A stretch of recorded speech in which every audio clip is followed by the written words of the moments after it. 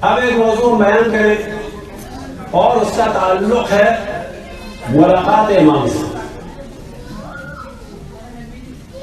ایک مومن مسجد الحرام میں مصروف تھا، دشمنان اہل بیت رحمۃ اللہ علیہ وسلم پر خاموشی کے ساتھ لعنتیں بھیجنے.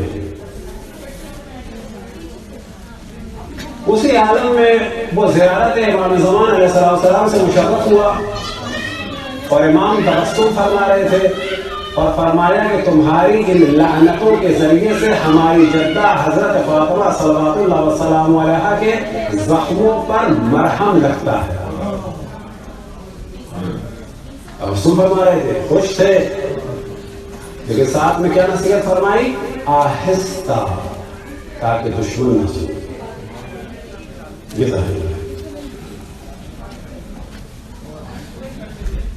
یہ ایک واقعے کے طور پر اور اپنے پہلے والے موضوع کی تقویت کے طور پر کہ جب قرآن سے تمسک کرنا ہو تو شیطان سے پناہ مانگنا ضروری ہے، جب محمد والے محمد سے تمسک کرنا ہو، ان کی شریعت کو لینا ہو، تو باقی جتنے شیاطین تھے شریعت رسول اللہ کے مقابلے میں ان سب پہ لعنت بھیج کے ان سے پناہ مانگنا. برحمتك يا أرحم الراحمين وصلى الله على محمد وآله الطاهرين.